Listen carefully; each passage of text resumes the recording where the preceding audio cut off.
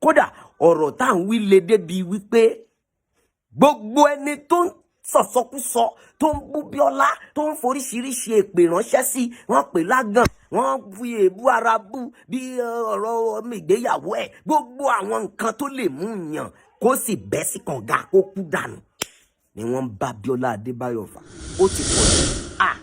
Àwọn tí mo rí tó fúnká sórí social media lẹ́nu ọjọ́ mẹ́ta yẹn lórí Biola Adebayo mi ò gbọ́dọ̀ parọ́ èmi àti ẹ̀ ò ní closeness àmọ́ àánú mi ṣe pé ṣọmọ obìnrin yìí ò ní ṣera ẹ̀ léṣe báyìí. wọ́n ní àìsí ń bẹ̀ ńlá ìbá wọn dá sí o ọ̀rọ̀ bàbá Ìjẹ̀ṣà àti princess tó fi mọ́ Biola Adebayo Lése Anjorin àti Ìyábọ̀ Òjó olówó gẹmọ tí gbogbo wa mọ̀ sí Portable òṣèré onítíátà ni ó ti sọ tiẹ̀ nínú ọ̀rọ̀ yìí ó sọ̀rọ̀ yìí ó tabalé ó sì tabá oko mo fẹ́ kájọ farabalẹ̀ ká gbọ́ gbogbo àlàyé tó ṣe nípa Biola Adebayo àlàyé tó ṣe nípa Ìyábọ̀ Òjó àlàyé tó ṣe nípa bàbá Ìjẹ̀ṣà ó tún pẹ̀rẹ̀pẹ̀rẹ̀ ọ̀rọ̀ kalẹ̀ ẹ mọ like ẹ mọ share ẹ fi èròǹgbà yín kalẹ̀ sábẹ́ comment section lórí ìkànnì Òjó Awógbèmí Kábíyèsí TV.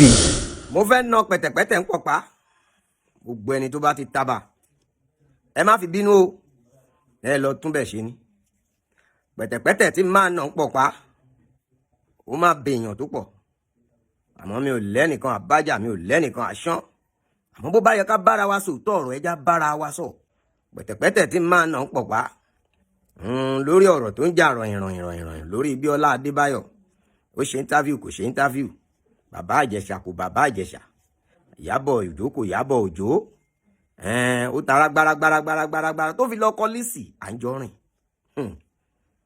ẹ rí ẹjẹ mú láti bí ẹjẹ mú láti bí ẹjẹ mú láti bí bóyá àárín ni àbèrè orúkọ mi ò yí padà olówó ògẹmọ ni mò ń jẹ́ Arijan Mr Portable actor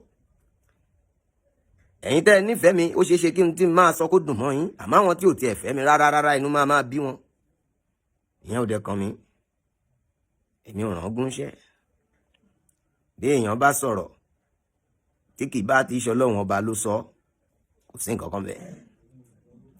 alákọ̀ọ́kọ́ ń bẹ̀ my dear sister Ìyábọ̀ Òjó Ẹ̀gbá ọmọ orò lọ́tà olúgbọ́njọ bí ọmọ asẹ́ tí mú mi kíkan ọmọ òṣìlẹ̀kùn palẹ̀kùn dé Ẹ̀gbá ọmọ yúnmùyúnmù lóró dún yúnmù jẹ́ tó kì ẹ́ lọ lé òkò ìrìsí ọmọ wòírà kó má bàa ragbákígbá igbákígbá ní kẹ́kẹ́ sọ ará òkò ọmọ òkò sàngán Ìyábọ̀ Òjó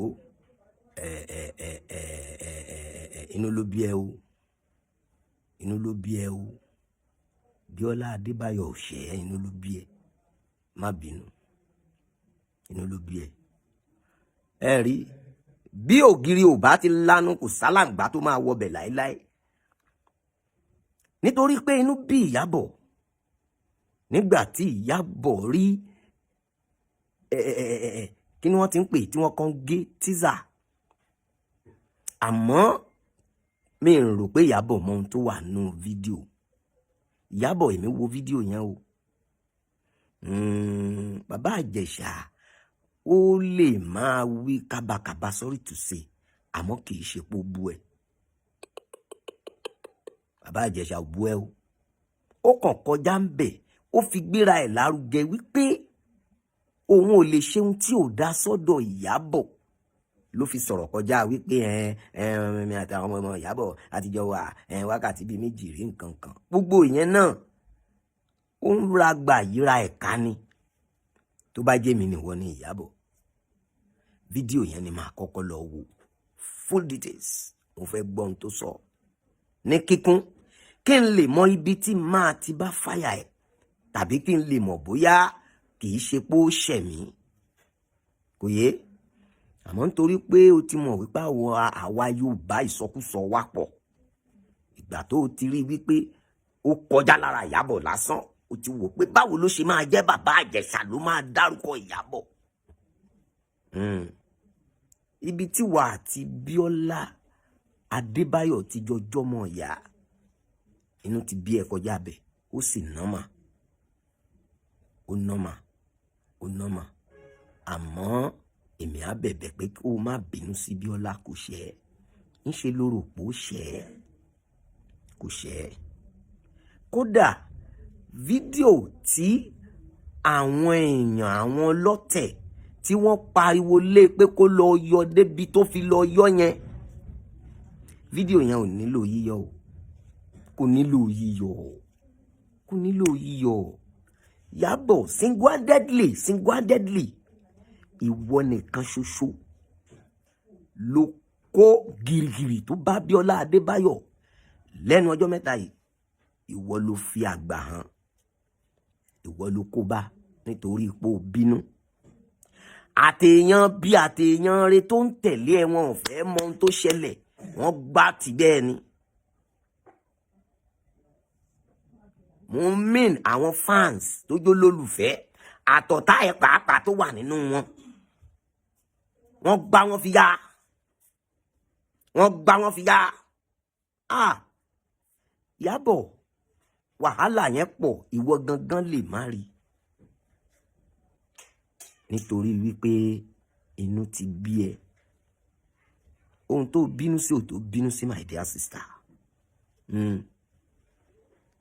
Àmọ́ ọ̀rọ̀ yẹn dàbí kéèyàn ti wà lóró, kó ti wà lẹ́rẹ̀ tẹ́lẹ̀tẹ́lẹ̀ pé lọ́wọ́ tí mo wà yìí bẹ́ẹ̀ nìkan bá ta fẹ́lẹ́fẹ́lẹ́ máa kígbélé. Bẹ́ẹ̀ lọ̀rọ̀ yẹn ṣe bá wa. Ó wá jẹ́ wípé Bíọ́lá Adébáyọ̀ ló forí kó. Bíọ́lá Adébáyọ̀ kì í ṣọmọ líle o. Bó bá jẹ́ ọmọ líle kò ní yọ fídíò. Tó bá jẹ́ ọmọ líle, gbogbo ohun táwọn èèyàn ń sọ ṣe báwọn ajá orí social media ní, àwọn ẹlòmíì ò ní làákàyè kankan.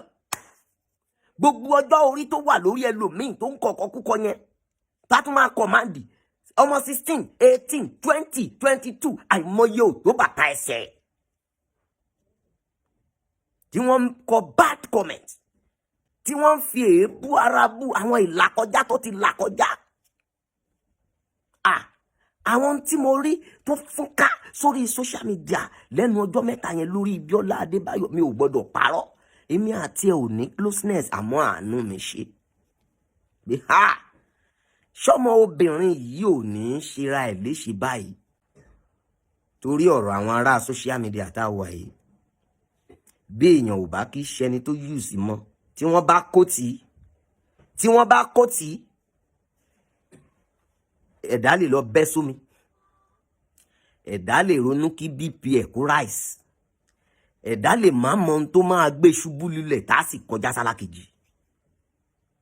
Bí Bíọ́lá bá mọ̀ wípé ayé máa gbà ń sódì, kò ní gba bàbá Ìjẹ̀ṣà láàyè kó wá. Kódà ọ̀rọ̀ tá à ń wí le débi wípé gbogbo ẹni tó ń sọ̀sọkúsọ, tó ń bú Bíọ́lá, tó ń foríṣiríṣi èpè ránṣẹ́ sí, wọ́n pè lágàn, wọ́n fi èébú ara bú bí ọ̀rọ̀ ọmọ ìgbéyàwó ẹ̀, gbogbo àwọn nǹkan tó lè mú yàn kó sì bẹ́ sí kànga kó kú dànù ni wọ́n ń bá Bíọ́lá Adébáyọ̀ fà.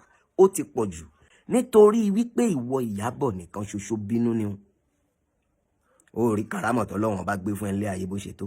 Ìwọ nìkan bínú, àwọn èèyàn sì fẹ́ gbẹ̀mí lẹ́nu ẹnìkan. Tó bá jẹ́ wípé wọ́n ní opportunity láti wà níbi tí Bíọ́lá wà, wọ́n á gbẹ̀mí lẹ́nu ẹ̀, ìwọ sì ló bínú.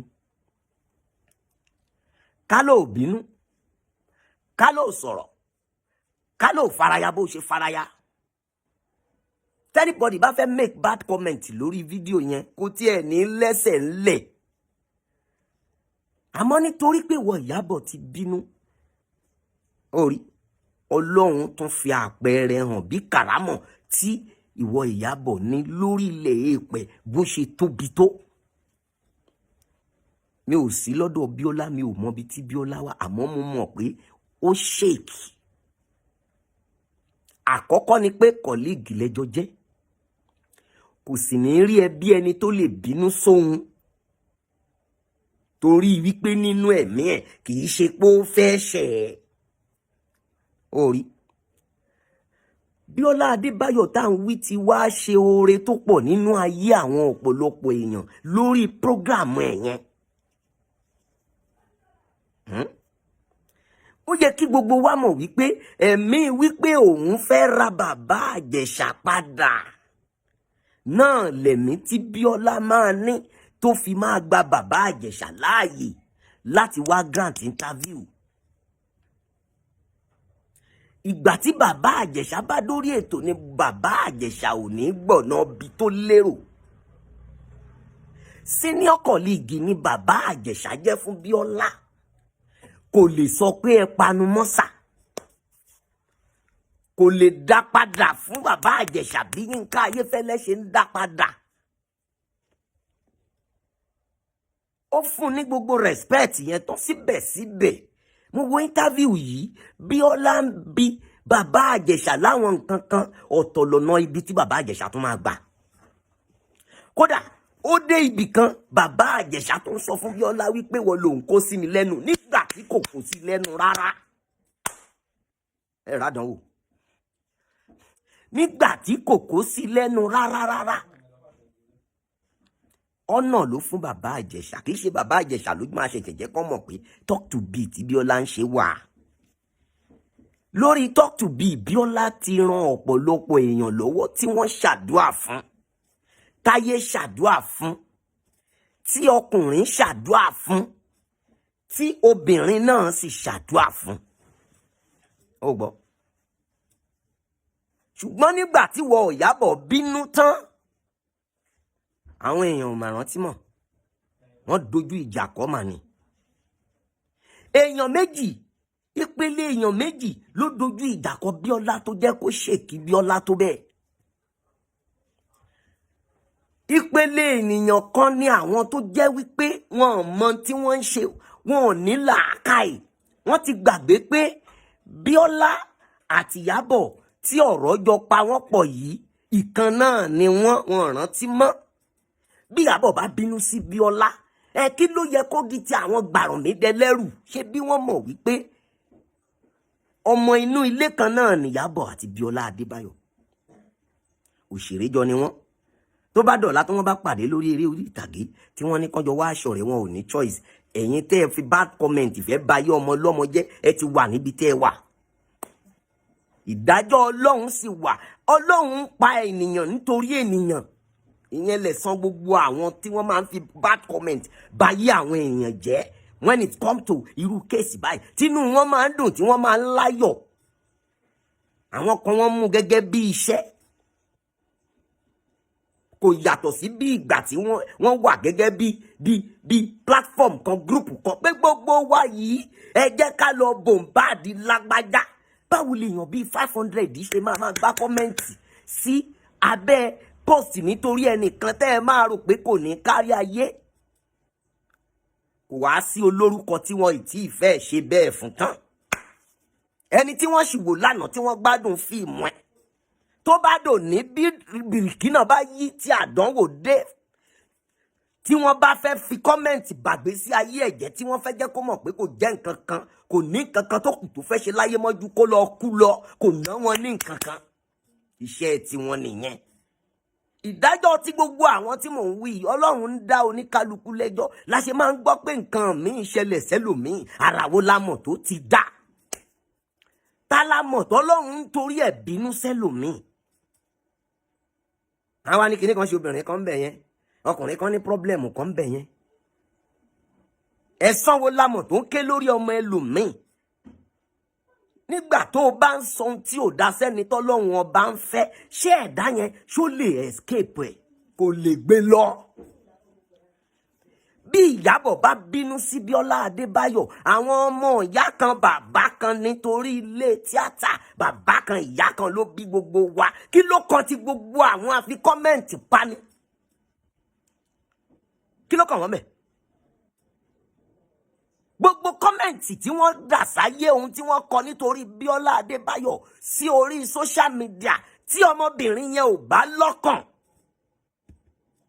bí kò bá lọ́kàn, tí kò bá jẹ́ni tó lọ́kàn, ó lè ti gbẹ́mìí mì sórí ẹkún.